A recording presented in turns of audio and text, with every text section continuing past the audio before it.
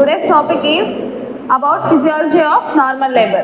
So first we have to know about what is normal labor and what are the causes for initiation of normal labor, and then what is the physiology of normal labor. So what is normal labor?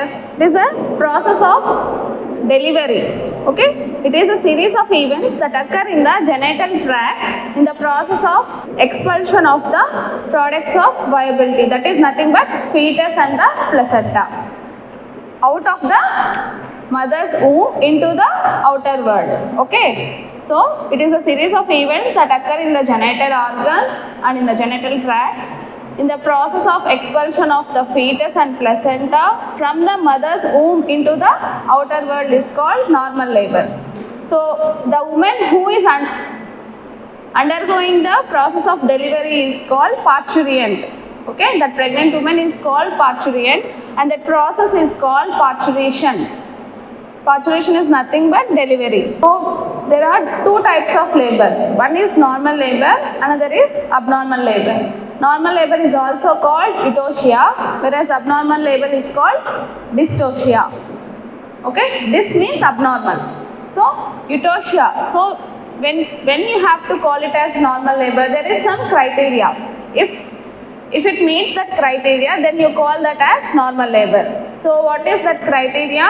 It is baby should be term baby, and weight of the baby should be average birth weight. It should not be less than the normal weight or big baby. It shouldn't be low birth weight or big baby. So it should be average normal birth weight, and it should be vertex presentation. Other than vertex like breech, brow, face presentation, all these are abnormal. So single term, it should be single term and vertex presentation with average birth weight, and it should be term baby, not preterm or postterm. Okay, term means from what gestation? From 37 to 42 weeks is term gestation. So below 37 is preterm. After 42 is postterm. So when you call it as normal labor, when it is term baby. Okay, so and there should be some minimal assistance. With or without minimal assistance, delivery should be completed. Then when it meets all these criteria, then you call it as normal labor. Okay, what is that minimal assistance? It means giving episiotomy. Okay, episiotomy means we will cut the perineum for the delivery of the baby, so that that passage will become large and baby can deliver easily. And giving fundal pressure. So we will give some pressure to the fundus of the uterus while mother is bearing down. So along with maternal efforts, we are giving some help to the mother by giving fundal pressure. So these two are the minimal assistance. So if delivery is completed with these two minimal aids and all the above criteria has met, then you call it as normal labor. If any deviation from all these criteria, then it is called abnormal labor, like abnormal presentation or babies. So this is the criteria till now I have explained to you. It should be spontaneous and onset and at term, with vertex presentation, without undue prolongation, natural termination with minimal assistance, without having any complications to both mother and fetus. They should be safe. Then you call it as the normal delivery. So any deviation from this is nothing but abnormal labor. Then what are the causes of onset of labor?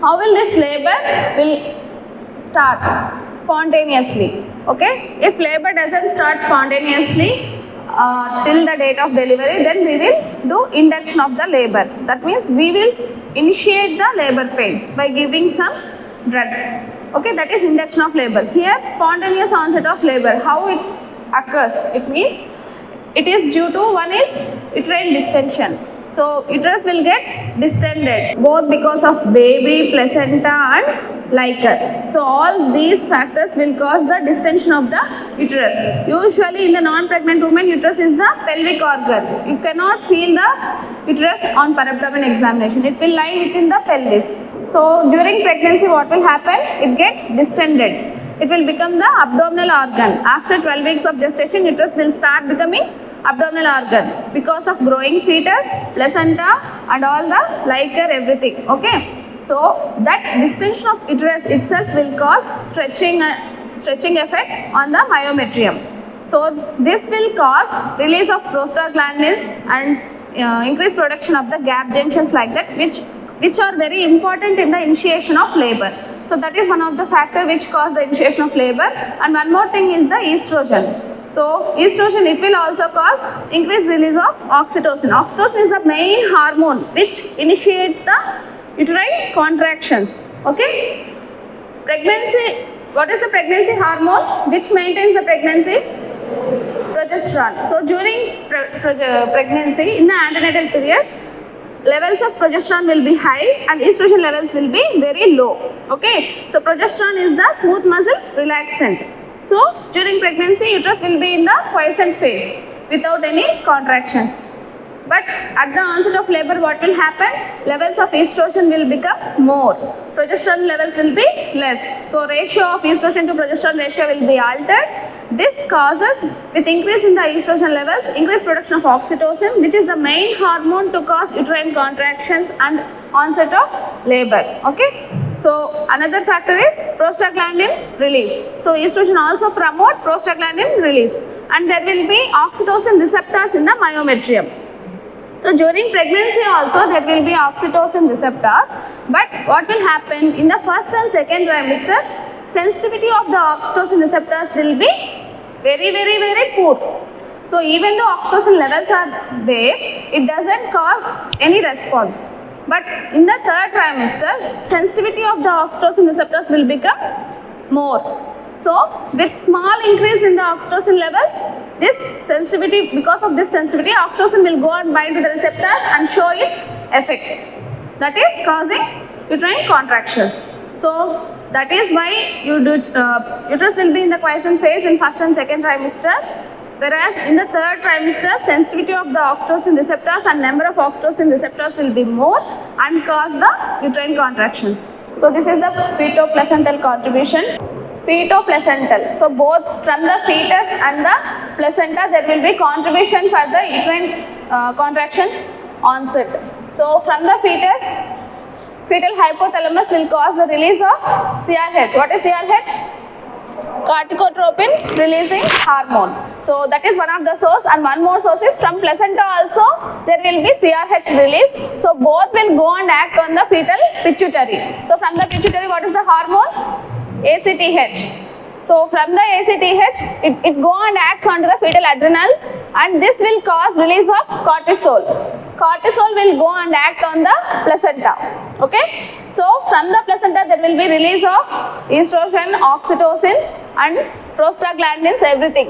Okay. So these are the oxytocin and prostaglandins those two are the main factors for the initiation of labor pains.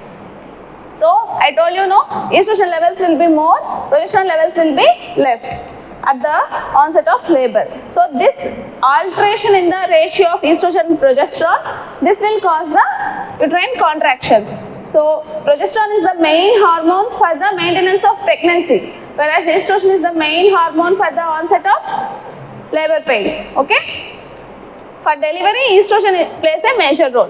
So this estrogen will cause increase in the prostaglandins and oxytocin levels. So what will happen? This oxytocin will go and act onto the maternal pituitary. From the maternal pituitary also there will be release of oxytocin. So these oxytocin will go and act on the myometrial oxytocin receptors, and so myometrium is the muscle, no? So it is the muscle component of the uterus. So what will happen? There will be contractions. So it causes uterine muscle contractions, and also there will be increase in the gap junctions and prostaglandin production.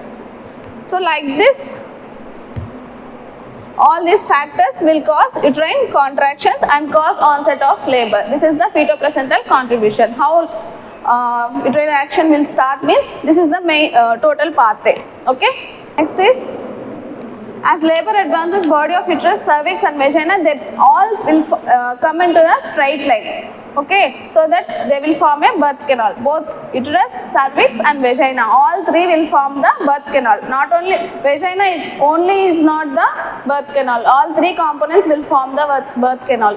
Normally at the onset of labor, when head is not engaged, so and structures which are anterior to the vagina are what? What are the structures anterior to the vagina? You will do pelvic examination kada. Anterior ga emuntai, posterior ga emuntai, em openings untai. Urethral opening untunda. Above the vaginal opening there will be urethral orifice. So above it is bladder. So anterior to uterus is bladder. So structures which are present anterior to the vagina are urethra and the bladder, and which are present posterior to the vagina are pouch of Douglas. So in that there will be rectum. Okay. So before onset of labor, this is the normal structures present. What will happen with the onset of labor? Head will descend downwards into the birth canal. Okay, head descends into the cervix and vagina. So what will happen? These structures which lie anterior to the vagina, that is urethra and bladder, they will move upwards and forwards. Whereas structures which lie posterior will become, they move backwards. Why you should know this point is, structures which lie anterior to the vagina are what? Bladder and urethra. So during delivery, just before delivery of the baby, you have to empty the bladder, or else what will happen? There will be injury to the bladder. Okay, if you not empty the bladder, there will be injury to the bladder. This urethra will move upwards and forwards at the time of delivery. So what will happen? It go and lie just behind the symphysis pubis. So it is vulnerable to injury. So you should know these points. Bladder, which remains a pelvic organ throughout the first stage, becomes an abdominal organ and in the second stage of the labor. Okay. So this is the point I told you. Urethra is pushed anteriorly with the neck of bladder still lying in the vulnerable position behind the symphysis pubis. So there will be risk of injury to the urethra. Next, one more change is perineum. So perineum means it is from the fourchette, from the point of fourchette to the fourchette means. So there will be introital opening will be there. So introital opening ila untundi kada. So upper point is, it is the meeting point of two labia majora and minora. So lower point is the meeting point of labia majora and minora. This lower point is nothing but fourchette. Okay. Middle lower point is nothing but fourchette of the introitus. So from that fourchette to the anal opening is called perineum. Okay. So this perineum, what will happen at the time of delivery? It will becomes very thin. Like usually it will be 4 centimeters thick, but it will become very thin to less than 1 centimeter. So that it is very easy to cut the perineum. Cutting of perineum to increase the orifice is nothing but giving episiotomy. Okay. So that is one of the change, and one more change is anal opening. Usually anal opening will be closed orifice, whereas at the time of delivery, that is crowning of head, anal opening will get enlarged. So these are all the changes that occur during the labor. So physiology of normal labor. During pregnancy there will be marked hypertrophy and hyperplasia of the uterine muscle and enlargement of the uterus. So compared to non-pregnant women, in the pregnant women there will be hypertrophy and hyperplasia which causes enlargement of the uterus. At term, length of the uterus will be 35 centimeters. Total uterus along with cervix, total length will be 35 centimeters. Okay, usually when it is pelvic organ, it is very small size. So at the time of term, what will happen? It enlarges because of fetus and all. So total length of the uterus is nothing but 35 centimeters. The fundus is widened. So compared to uterus is again divided into fundus, body and the cervix, 3 parts. So upper part is the fundus, middle body and lower part is the cervix. So upper part is fundus, which enlarges both transversely and anterior posterior direction. So usually shape of the uterus in the non-pregnant woman is which shape? Pear shape. So in pregnant, at time of term, it will become ovoid. Okay. So from the pear shape, it will be converted to ovoid shape. Okay.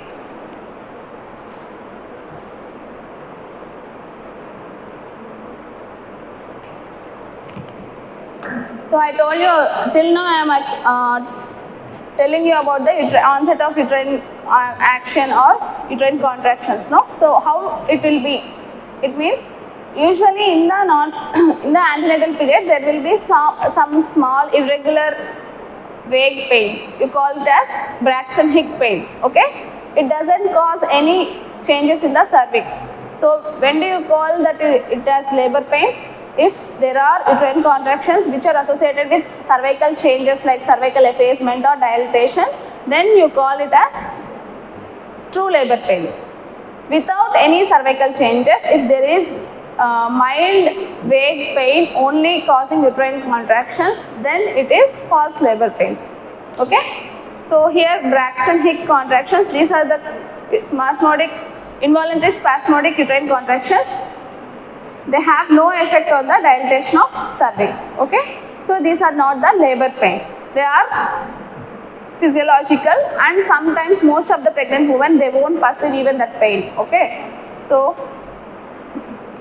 that is physiological. The character of contractions with the onset of labor. So for the onset of uterine contractions, there will be one uterine pacemaker. Okay, so this uterine pacemaker, it will lie at the level of ostia of the fallopian tubes. So uterus will have fallopian tubes on both sides kada. So initial point of the fallopian tube is ostia. That is, fallopian tubes open into the uterus via ostia. Ostia is nothing but opening. So this uterine pacemaker, it lies at the level of ostia of the fallopian tubes. So how many ostia will be there? Two fallopian tubes, 2 ostia. So there will be how many pacemakers? 2 pacemakers. So what will happen? This pacemaker will start the uterine contractions, and number of oxytocin receptors are more in the upper segment of the uterus. Okay, upper segment, that is mostly in the fundus, whereas lower segment will have less number of oxytocin receptors. So pacemaker will start uterine contractions, and this action will be transmitted more to the upper segment compared to lower segment because of less receptors. Okay, so upper segment will contract more, it will contract for longer duration, whereas lower segment only for small duration. Okay, so contractions will be more in the upper segment compared to lower segment. So pacemaker of the uterine contraction is situated in the tubal ostia, from where waves of contraction will spread downward. So from upward to downward direction, contractions will spread. Upper segment of uterus contracts more strongly and for longer time than that of the lower part. So what will happen during this uterine contractions? There will be intra-amniotic pressure. That is, there will be liquor, amniotic fluid within the uterus. So because of uterine contraction, what will happen when uterus contracts? It will cause pressure on the contents within the uterus. So as a result, that pressure is transmitted to the amniotic fluid. So that causes rise in the intra-amniotic pressure. Okay, thus that intra-amniotic pressure will rises beyond 20 mmHg during uterine contraction. And then once it gets contracted, it doesn't remain like that. Okay, it should be again relaxed, and again contraction should occur. Contraction, relaxation, like that. Alternatively, there will be contraction phase and the relaxation phase. Okay, so in between contractions there will be good relaxation, and again it starts contraction. So what is the definition of contraction? It is temporarily shortening of the length of the muscle fibers. Okay, so temporarily, it means for small duration it will be muscle fibers length will get shortened. Again in the relaxation phase, it again muscle fiber will regain its original length, like that. Okay, contraction and relaxation will occur. During contraction, uterus becomes hard and somewhat pushed anteriorly to make the long axis of the uterus in line with that of the pelvic axis. So during contraction, uterus will become hard. మీకు labour పోస్టింగ్స్లో వచ్చినప్పుడు uterine action వస్తుందా లేదా అని పీజీస్ని చూడమని చెప్తుంటాం మేము. వాళ్ళు ఎలా చెప్తారు? లోపల యాక్షన్ వచ్చేది మనకు బయటకు ఎలా తెలుస్తుంది? This is the point. So when you place your hand, your palm on the abdomen during uterine contraction, it will become hard. You will feel that. Okay. So till how much time it gets it is becoming hard, and again during relaxation it will become again soft. You cannot feel the uterus. Okay, so like that you have to count the uterine contractions.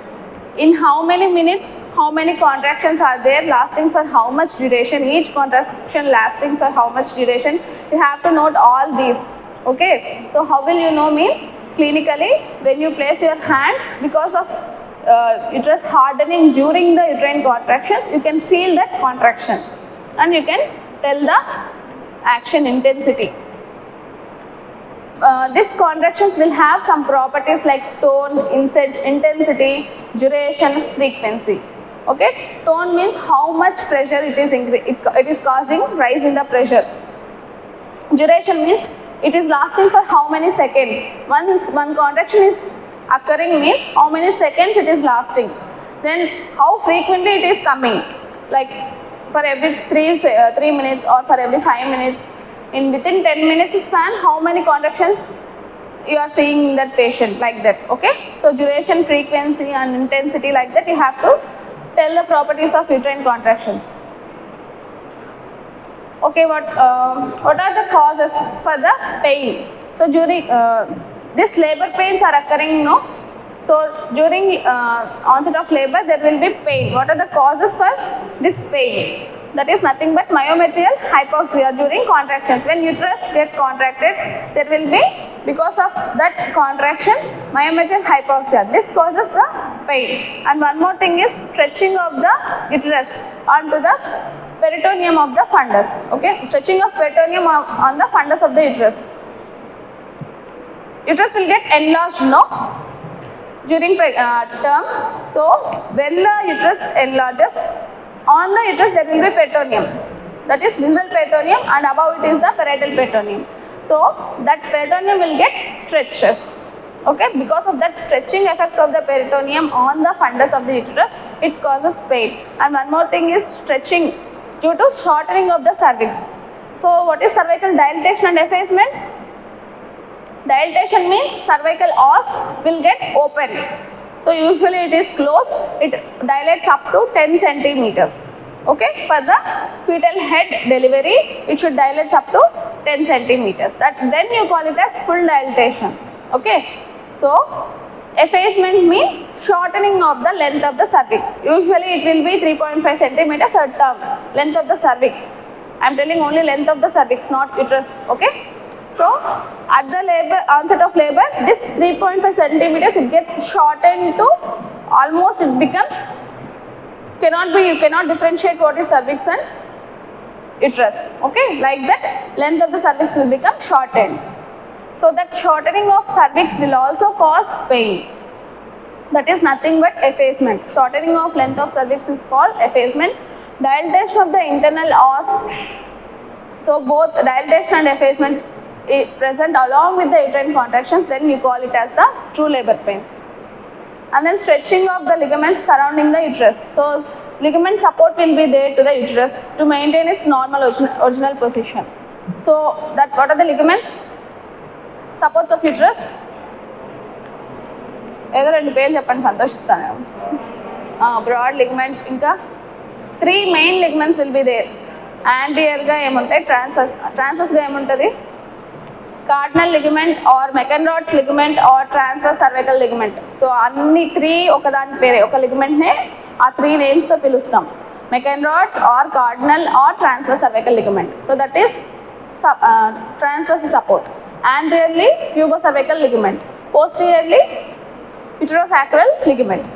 So sacrum will lying posteriorly kada. So uterus ki sacrum ki madhyalo ఉన్న ligament ni uterosacral ligament అంటాం. Pubic symphysis anterior గా ఉంటుంది కాబట్టి pubis ki cervix ki మధ్యలో ఉన్న దాన్ని pubocervical ligament అంటాం. So transverse గా ఉన్న దాన్ని transverse cervical ligament అంటాం. So these are the 3 main supports. So these are the ligament supports. They also will get stretches during the labor. So that will cause pain. And then compression of the nerve ganglia. So nerve compression will cause pain. So where will that pregnant woman perceive that pain? In the region of T10 to L1. So just now I told you, no, there will be some properties to the uterine contractions like tone, intensity, duration and frequency. So tone, it is nothing but intrauterine pressure in between contractions. So during pregnancy, in the antenatal period, usually intrauterine pressure it will be only 2 to 3 mmHg.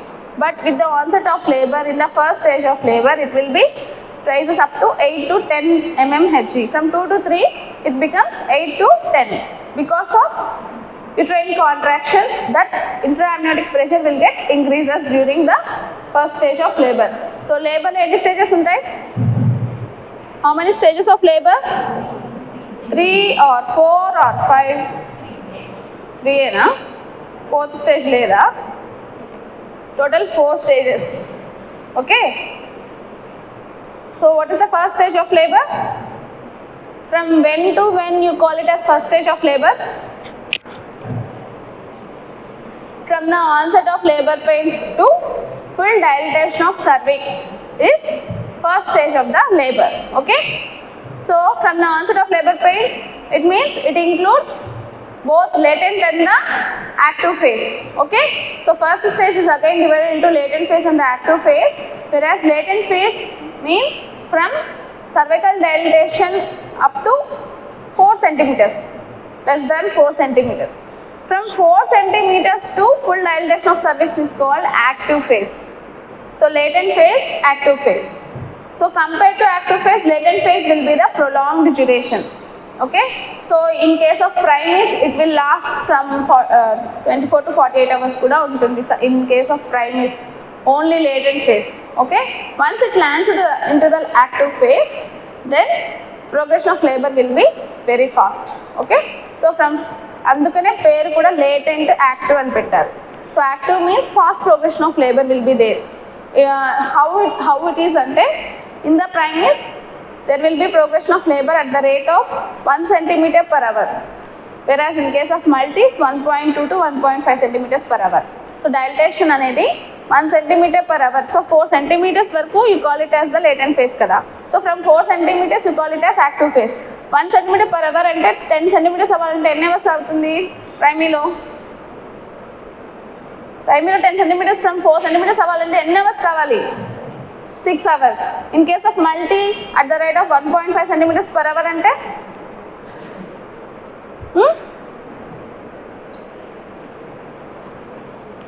ఏం లేవర్ పలకరు 4.5 hours కదా. So progression of labor will be fast in case of active phase. Okay. So that is the first stage of labor, whereas second stage, it is from the full dilatation of cervix to delivery of the fetus. Only fetus varke, that is second stage. Whereas third stage is delivery of placenta. Okay. So delivery of placenta and membranes is third stage of the labor.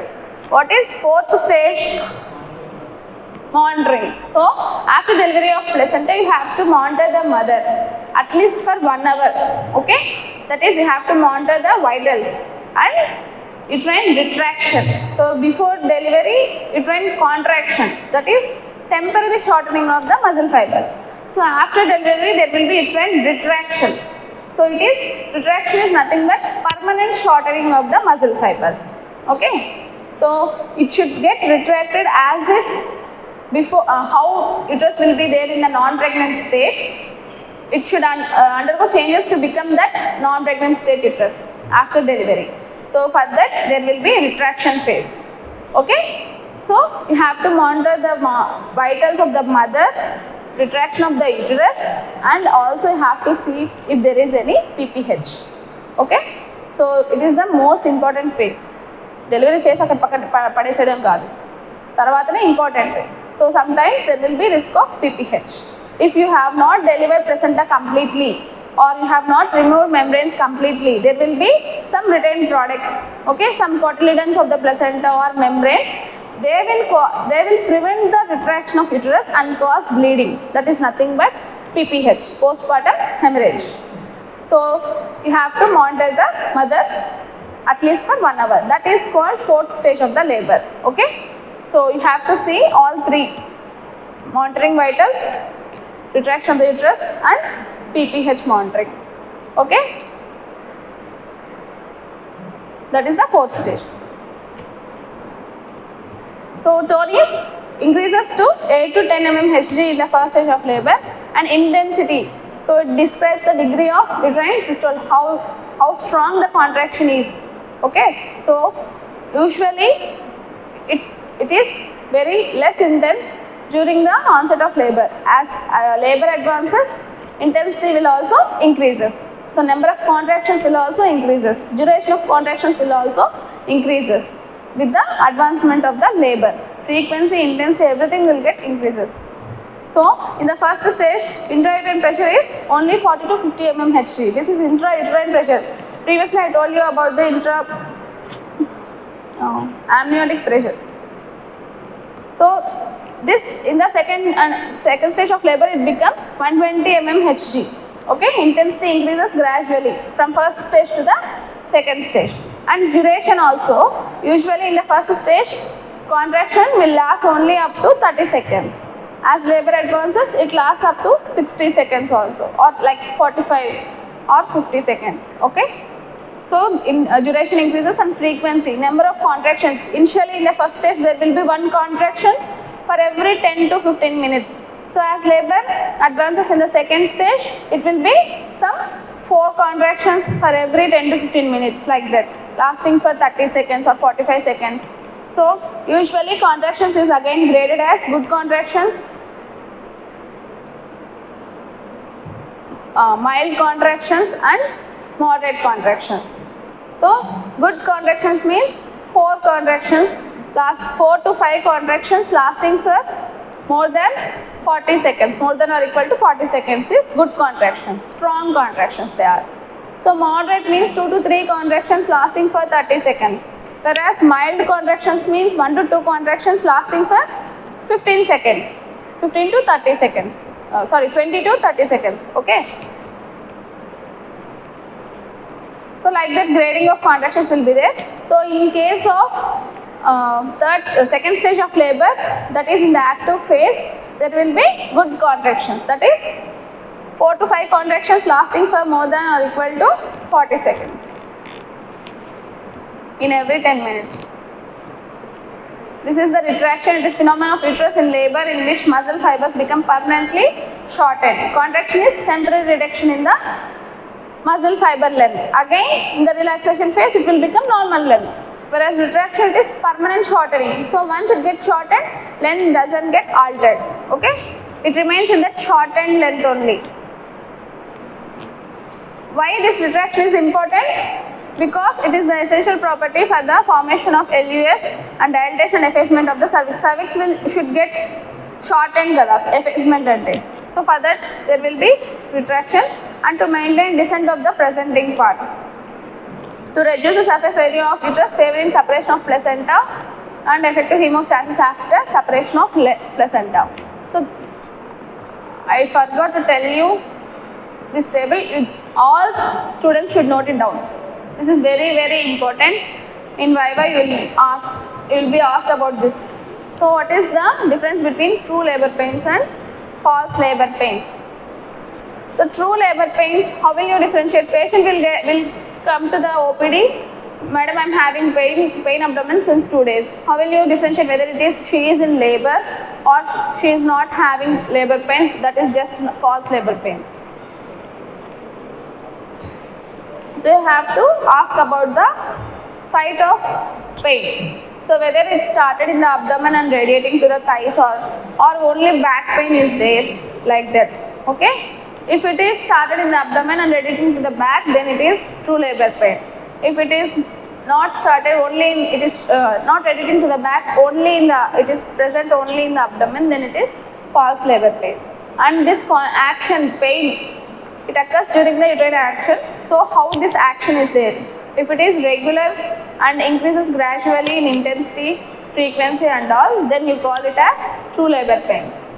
Whereas irregular contractions, it means for like one contraction in 10 minutes, again in next 10 minutes there will be no action.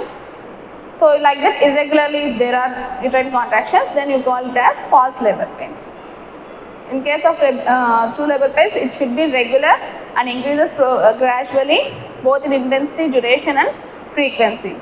I told you that uterine contractions associated with cervical changes, then it is called true labor pains. If there are no cervical changes, only just pain abdomen, that is mild uterine action, then it is false labor pains. Okay. And also one more thing is analgesia effect. So true labor pains, we cannot control that pain with any drug. Even though you give a number of analgesics, it doesn't relieve. It increases gradually with the progress of the labor. Whereas false labor pains, it subsides with the analgesia. So analgesia reduces pain means it is false labor pains. Even with analgesics, pain is not reducing and there are cervical changes and action is regular, then you call it as true labor pains. Okay. So and also there will be presence of show. Show ante ఏదో show చేసినట్టు కాదు. What is show? So during pregnancy there will be cervical mucus production. That mucus, excessive mucoid discharge will form a plug. Okay, that mucus plug will closes the cervical internal os. During antenatal period, mucoid plug will close the internal os. With the onset of labor, what will happen? There will be dilatation of the cervix and separation of membranes from the uterine surface. So all this will cause rupture of the cervical capillaries and there will be some bloody discharge. So this bloody discharge along with cervical mucus together is called show. So this show will be seen at the time of onset of labor. So show will be present in case of true labor pains. It will be absent in case of false labor pains. So all these are the differentiating features. What are true labor pains? Whether it is regular or irregular? Regular. Increases in frequency, duration and intensity gradually. Associated with pain. Pain in which, how is the pain? Started in the abdomen and radiates to the back. If it is present only, confined only to the abdomen, it is false labor pains. And then whether it relieves with analgesia or not. So true labor pains will not relieve with analgesia. And there will be presence of cervical dilatation and effacement. Cervical changes will be seen in case of true labor pains.